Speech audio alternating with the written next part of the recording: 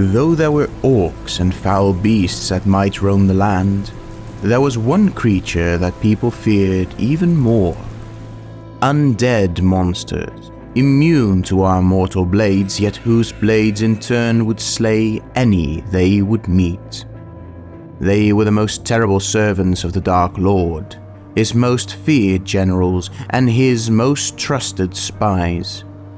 But even among the nine, there was their leader, who would be known by the name of his realm, which destroyed the Northern Kingdom of Arnor, the Witch-king of Angmar.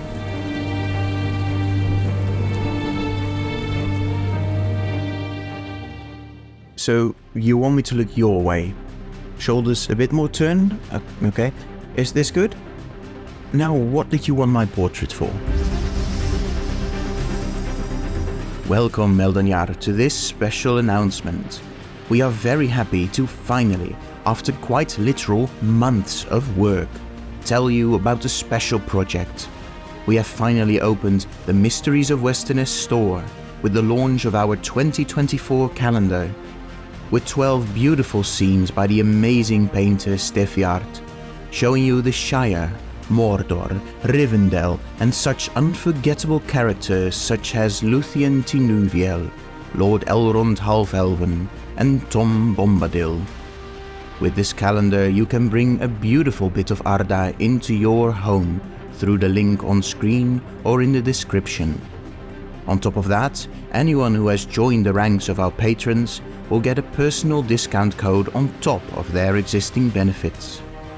So everyone can click the link and bring a beautiful portrait of Arda into their home for 2024, with these 12 scenes and a 13th rather flattering portrait of yours truly, if I say so myself.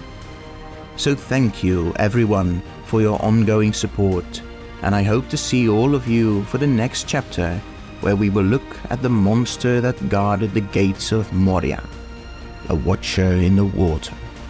But with that said, this week we will look at the Lord of the Nazgul, the Witch-king of Angmar. Little is known about the Nazgul. Their names are wiped from the annals of history, if ever they were there to begin with.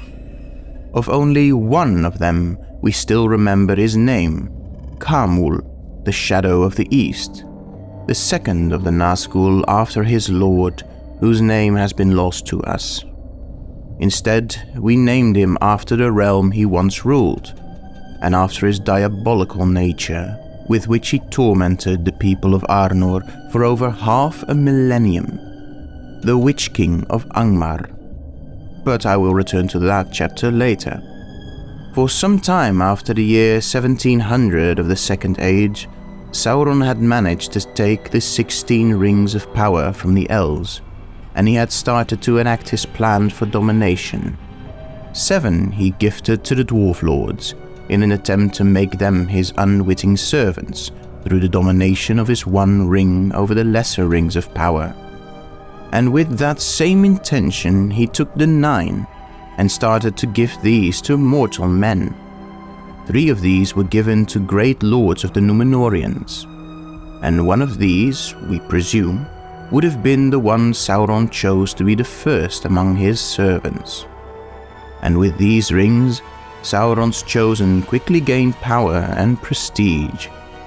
Death would not seem to have had any more power over them, and they, as the legends tell us, became mighty in their day, kings, sorcerers, and warriors of old. And first among them, he who would become the Witch-king.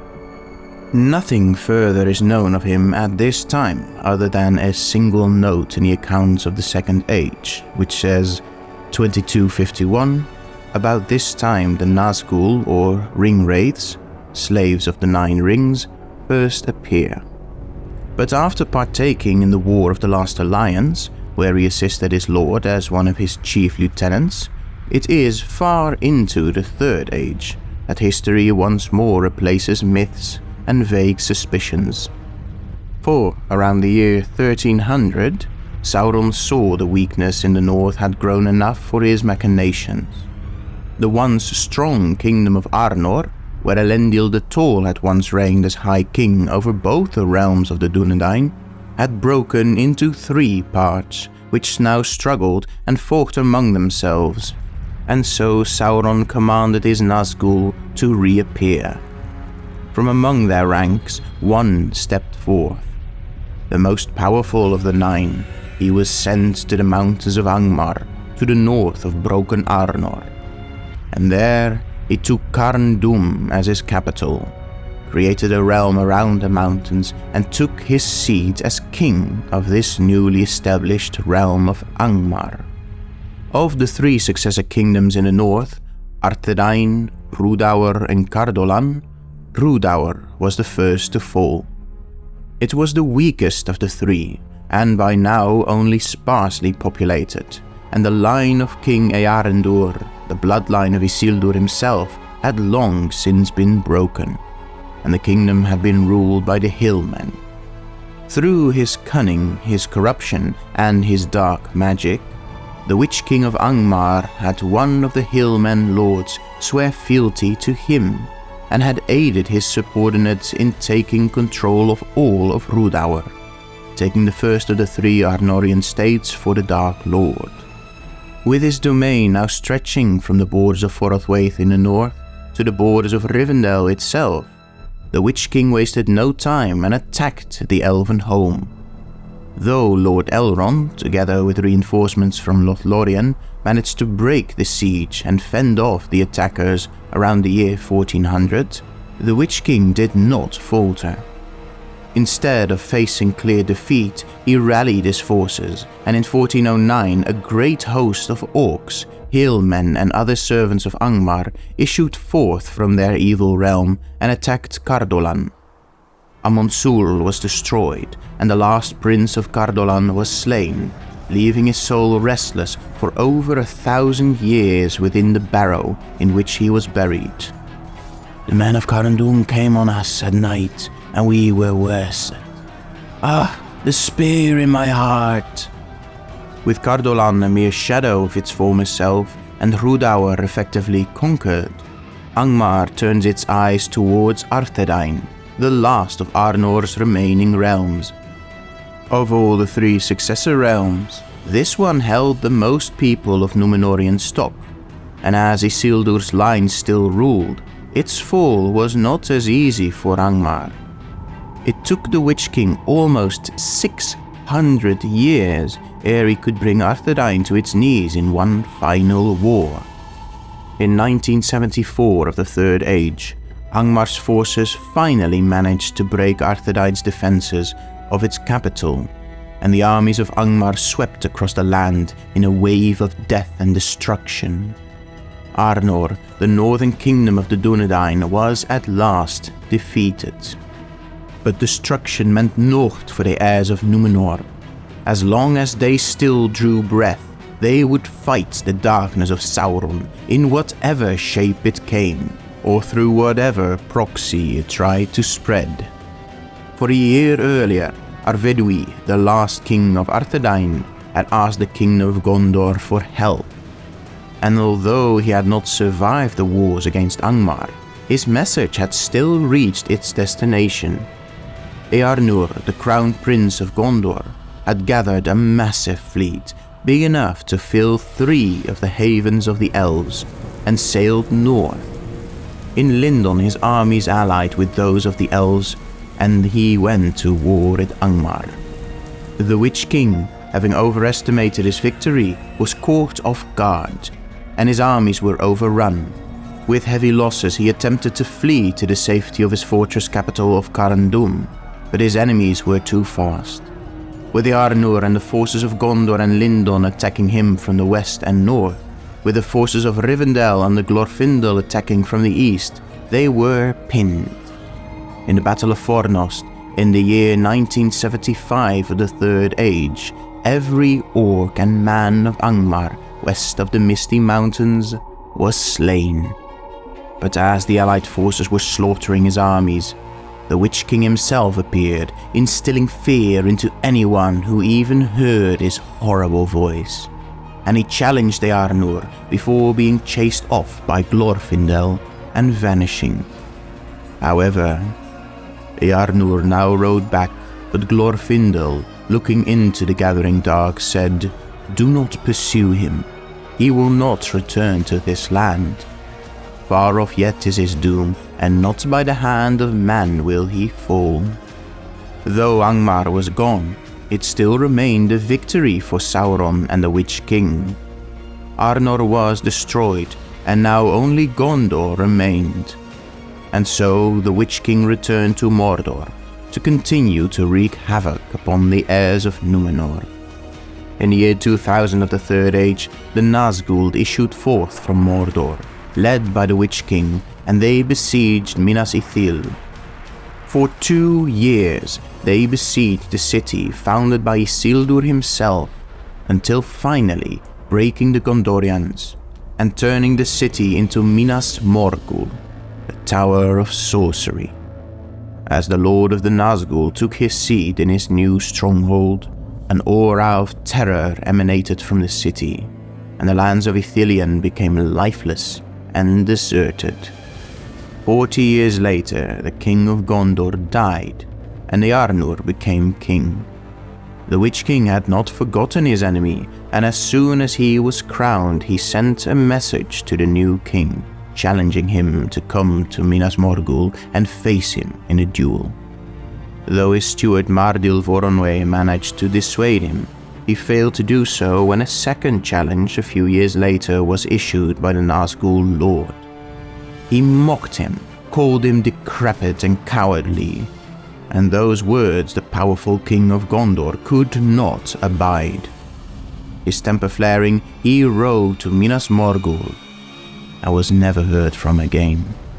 With their king vanished and no heirs left, Gondor's rule was taken up by Mardil as the first ruling steward, who had to face the constant onslaughts coming from Minas Morgul. Little changed for almost 900 years, until it escalated. And near the end of the Third Age, Sauron had returned to Mordor from his fortress of Dol Guldur, once again proclaiming himself to the world.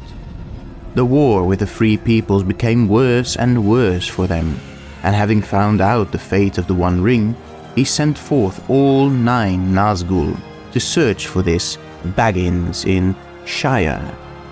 Slipping across the Anduin after a mock attack on Osgiliath, the 9 searched the Anduin Valley, but later, upon hearing that Gandalf was imprisoned in Isengard, they went to Saruman to claim their prisoner.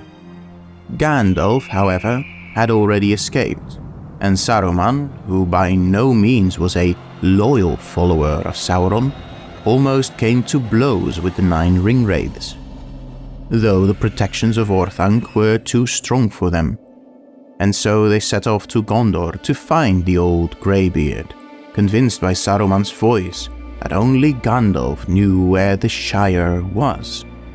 However, on their way to Gondor, the Nazgul met with Grima Wormtongue, who, reduced to naught by the fear the Nazgul instilled in mortal men, told them all he knew.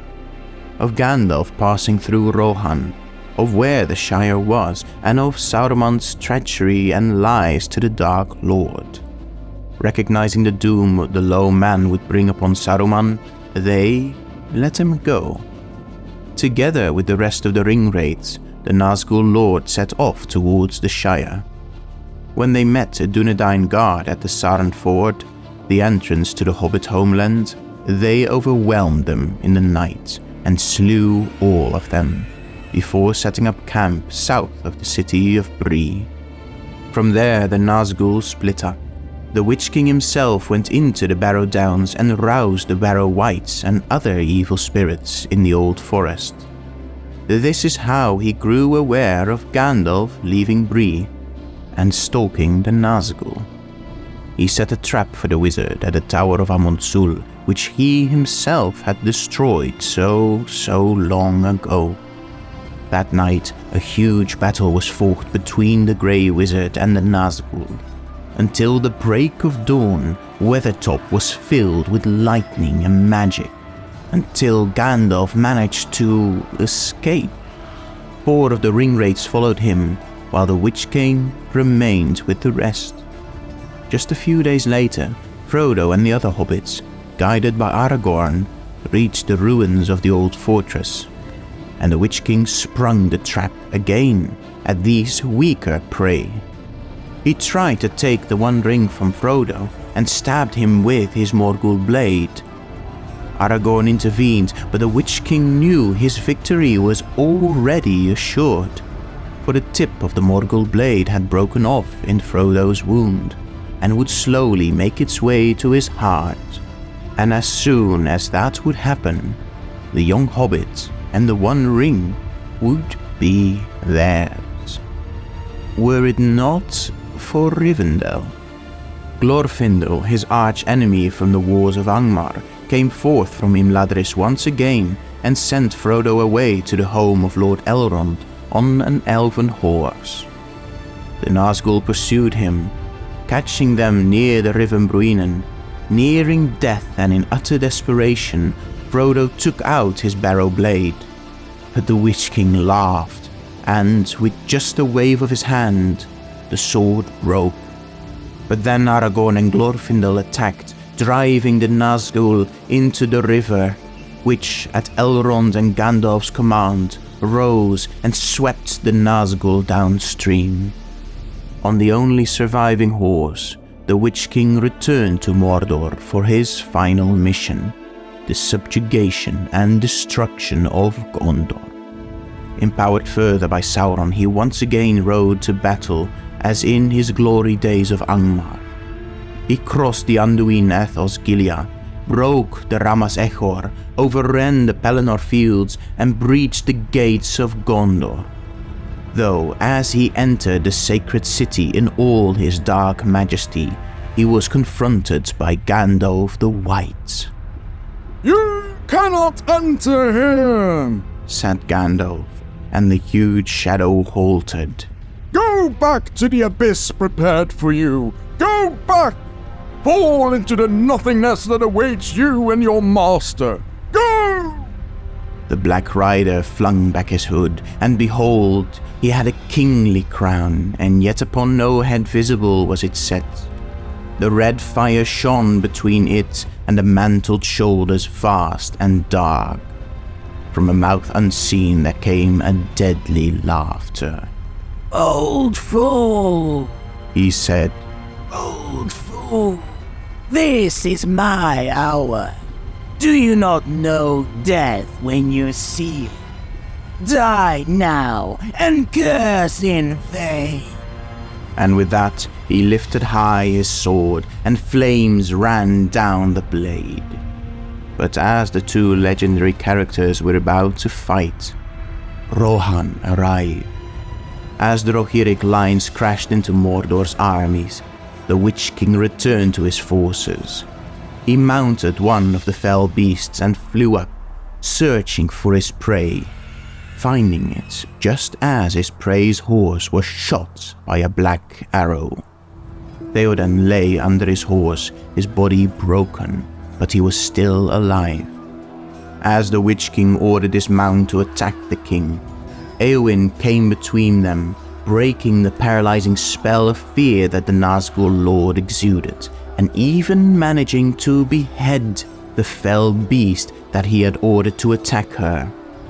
As the Witch King rose above the corpse of his mount, the prophecy spoken by Glorfindel echoed through his mind.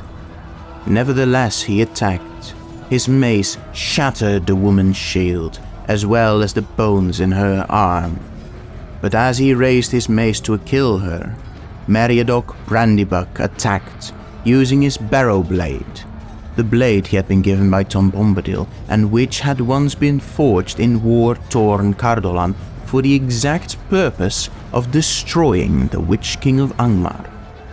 With that blade he stabbed the Nazgul Lord in the knee, causing him to stumble, but, more importantly, breaking many of the foul magics that protected the Wraith.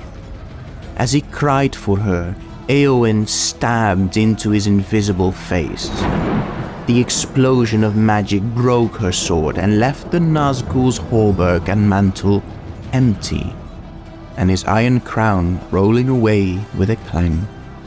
Shapeless they now lay on the ground, torn and tumbled, and a cry went up into the shuddering air and faded to a shrill wailing, passing with the wind, a voice bodiless and thin that died and was swallowed up and was never heard again in that age of this world. No, this was not truly the end of the Nazgul Lord, for his ring of power still remained in the hands of Sauron. But as Frodo and Sam managed to destroy the One Ring, the power of the 9 rings also came to an end. And so ended the afterlife of this foul being. So much we know of him, yet only of his actions. He was a sorcerer, a general, a warrior and a conqueror. But above all, he was a servant. Despite all his titles, Witch-king, Lord, Black Captain, he was still just a nameless servant of the Dark Lord, and of the human that he once had been before his demise and rise as a ring wraith.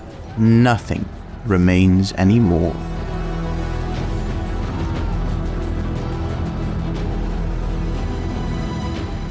Thus we conclude this chapter and this video. Did the knowledge surprise you? Let us know in the comments. If you enjoyed it and would like to help us spread the histories of Arda to the wider world, you can bring a bit of that beautiful place into your home with our new 2024 calendar, with 13 breathtaking paintings from the amazing Stephyard, all framed to make each month something special. And there is a special discount for our patrons as a thank you for their support. But regardless of that, be sure to subscribe and click the bell icon to be notified of the next chapter in the Mysteries of Westerness, when we will look at the monster from the depths beneath the halls of Moria, the Watcher in the Water. But for now, I have been Irjikor Kurovane, and I wish you all Namarie Meldonyar.